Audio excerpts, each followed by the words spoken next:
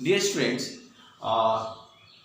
Tangent plane का equation और normal line का इक्वेशन निकालने के लिए एक और एग्जाम्पल हम लोग अभी डिस्कस करने जा रहे हैं। हाँ, the question is find the equation. The question is find the equation of tangent plane and normal line, okay, of tangent plane and normal line। Tangent plane और नॉर्मल लाइन की इक्वेशन आपको निकालनी है और आपको दिया जाएगा क्या, सरफेस का इक्वेशन दिया जाएगा, 3D shape, 3D solid shape का equation x by z equal to 4 at surface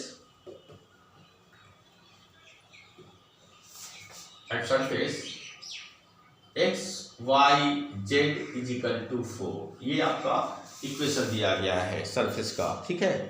और किस पॉइंट पे निकालना है, at point 1 2 2, right. The question is 1 2 2, मतलब कोऑर्डिनेट 1 2 2 पे आपको निकालनी है टेंजेंट प्लेन की इक्वेशन एंड नॉर्मल लाइन की इक्वेशन, है ना। आपको तो पता ही है कि मैंने प्रीवियस वीडियो में आपको बताया था कि टेंजेंट प्लेन का इक्वेशन क्या होता है, नॉट जनरल फॉर्म, और नॉर्मल लाइन का इक्वेशन क्या होता है ना। टेंजेंट प्लेन का इक्वेशन क्या होता है, टेंजेंट प्लेन के लिए हम लोग इस्तेमाल करते हैं, देखो हम रिपीट कर देते हैं। टेंजेंट प्लेन के लिए जो मैंने इक्वेशन बनाया था वो था r vector minus r not vector, दिया था 2 पोजीशन वेक्टर, और इसका डॉट प्रोडक्ट डेल f, है ना। नॉर्मल ये ग्रेडियंट के साथ 0 होता है। और नॉर्मल लाइन के लिए मैंने क्या बताया था, नॉर्मल लाइन के लिए ये पिछला वीडियो आप जरूर देखो। नॉर्मल लाइन के लिए जो इक्वेशन होता है उसके लिए मैंने बताया था कि r माइनस r नॉट जो पोजीशन में पहले डिफरेंस हुई, इसकी क्रॉस प्रोडक्ट जो होगी वो 0 होगी। क्यों 0 होगी, ये सारे मैंने पिछले वीडियो में आपको ये बता रखा है, तो आप उसको जरूर रिवाइज करो तो आपको ये समझ में आ जाएगा। सबसे पहले हमने आपको बताया कि जो सरफेस है, जो सॉलिड सरफेस है, ये सॉलिड सरफेस है, इसकी इक्वेशन दी गई है। देखो इसमें तीनों कोऑर्डिनेट है, x y z, मतलब ये 3 डायमेंशनल एक फिगर बनेगा। अगर आप ग्राफिकल 3D ग्राफ इस्तेमाल करो तो आपको एक 3D एक शेप बनेगा अगर आप इस इक्वेशन को फॉलो करते हो। तो x y z, हमारा जो x y z equal to 4 दिया हुआ है। सबसे पहले आपको इसको जनरल फॉर्म में लाना है, मतलब सारे को एक तरफ करके 0 कर दो।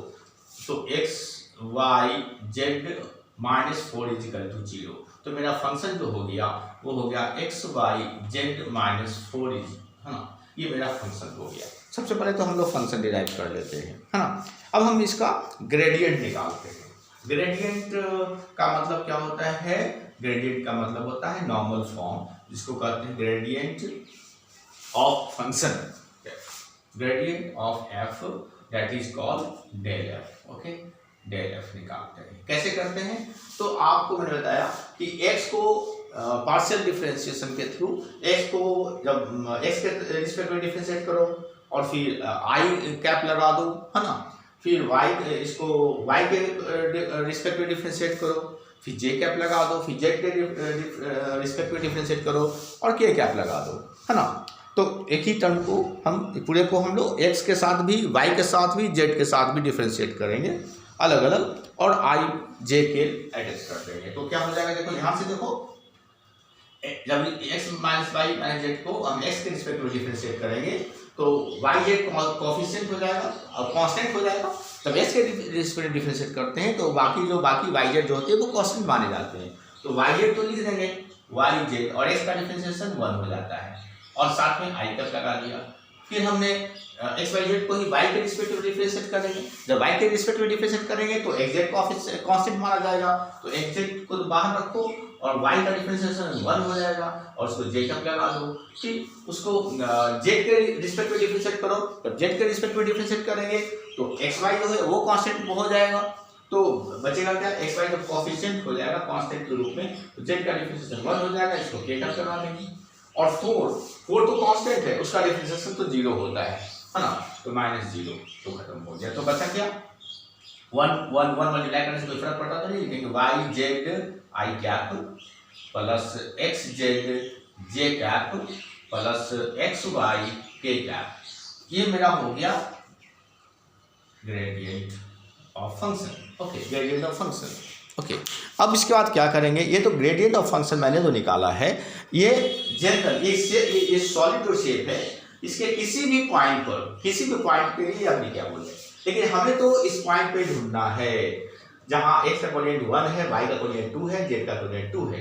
तो याद रखना x के जगह पर 1 इसमें पुट कर देंगे, y के जगह पर 2 पुट कर देंगे और z के जगह पर 2 पुट कर देंगे, तो मेरा जो ग्रेडियंट है वो इस पॉइंट पर निकल जाएगा। तो लिखेंगे डेल f एट 1 2 2, इस पॉइंट पे निकालना है, निकल तो ऐसे लिखते हैं इसको, डेल f नीचे लिख देते हैं 1, 2, 2, तो बस कुछ करना नहीं है, y की जगह पर 2 रख देंगे और z की जगह पर 2 रख देंगे और i कैप लिख देंगे, प्लस x की जगह पर 1 रख देंगे, z की जगह पर 2 रख देंगे और j कैप लिख देंगे, प्लस x की जगह पर 1 रख देंगे, y की जगह पर 2 रख देंगे और k कैप लिख देंगे। क्या वैल्यू हुआ, सॉल्व करो, 2 2 4i cap plus 2j cap plus 2k cap, तो ये मेरा निकल गया ग्रेडियंट ऑफ फंक्शन एट 1 2 2, मतलब इस तरह का ये नॉर्मल लाइन का ये हम फंक्शन ग्रेडियंट फंक्शन निकल गया। ओके, तो उसके बाद हमें आर नोट निकालनी है। तो आर नोट तो फिक्स पॉइंट होता है ना, और फिक्स पॉइंट क्या होता है, फिक्स पॉइंट आर नोट जो है, r naught is the position factor of the fix point, और जो फिक्स पॉइंट है मेरा ये है, तो आर नोट जो होगा वो कितना होगा, तो ये अगर पॉइंट है तो ओरिजिन से इसका पोजीशन वेक्टर ड्रॉ करेंगे तो क्या होगा, 1i cap plus 2j cap plus 2k cap, है ना।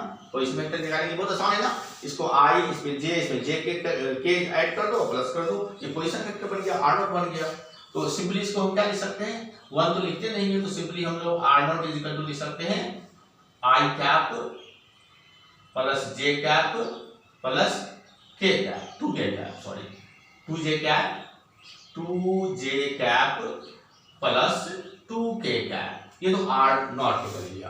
और r मैंने बताया था आपको कि any variable function, any variable point है, तो हम मान लेते हैं कि लेट, यहाँ लिख देते हैं let r position vector of any point, any variable point is xi cap plus yj cap plus zk cap, हमने कोई भी पॉइंट मान लिया।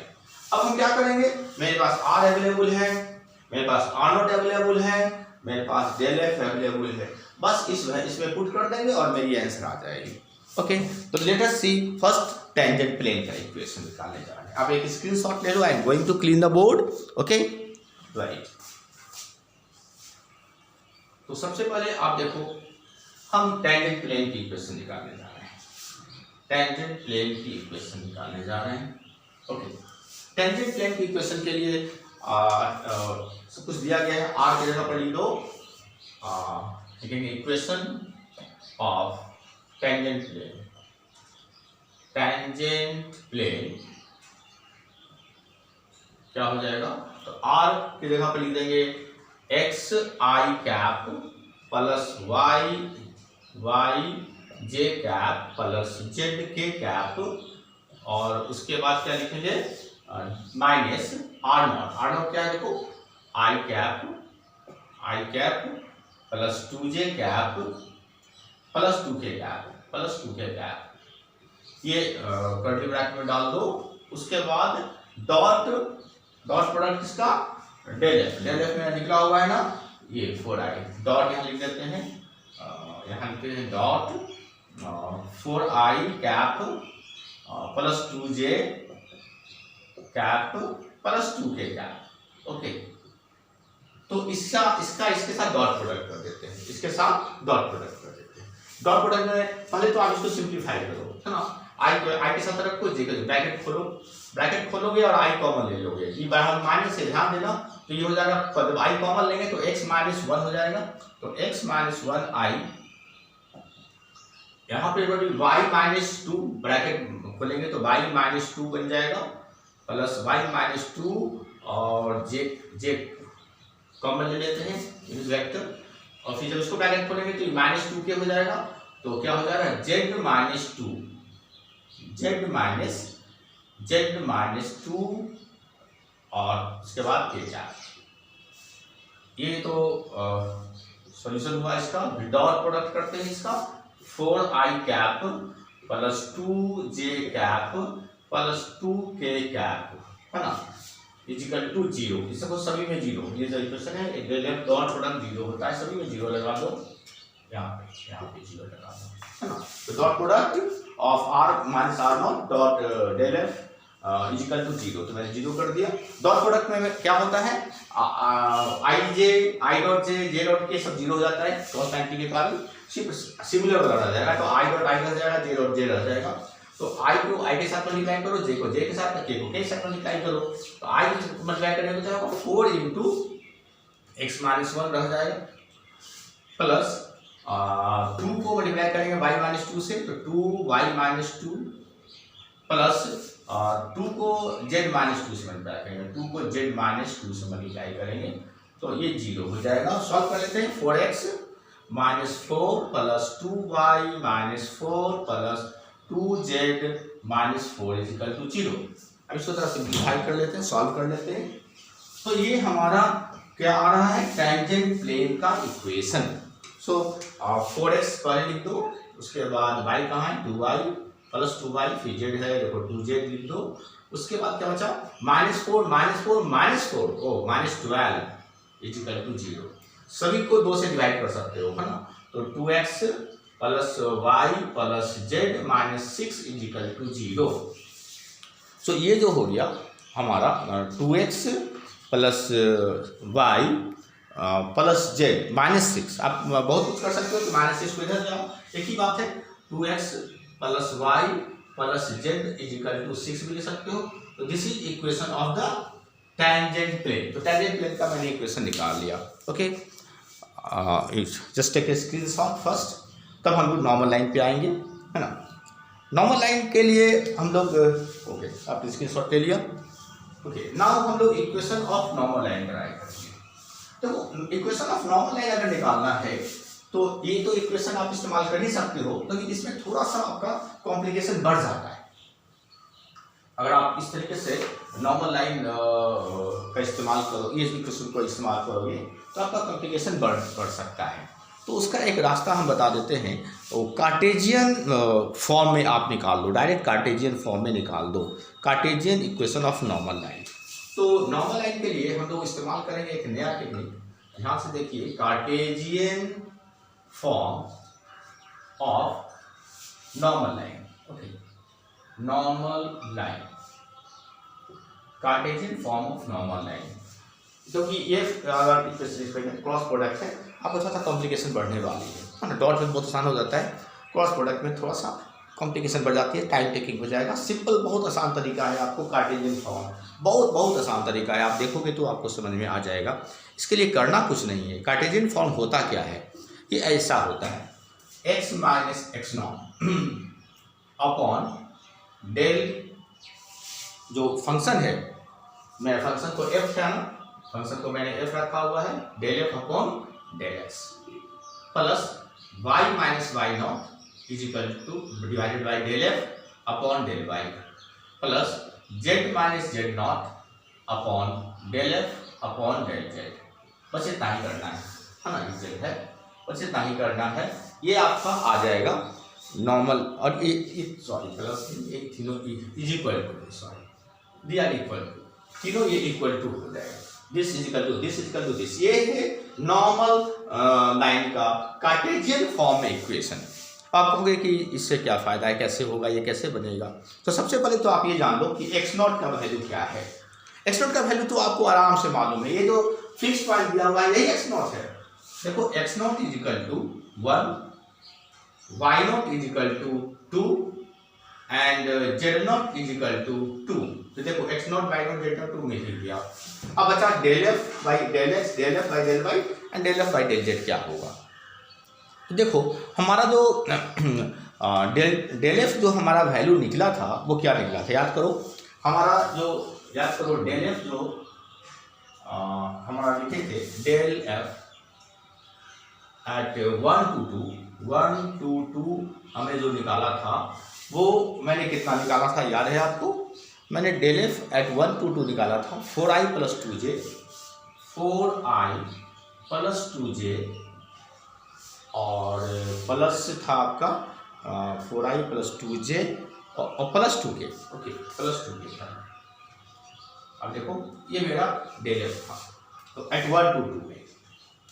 तो del f upon del x जब हम लिखेंगे इसी से हमारा del f upon del x तीनों वैल्यू निकल जाएगा, इसी से निकल जाएगा, ओके।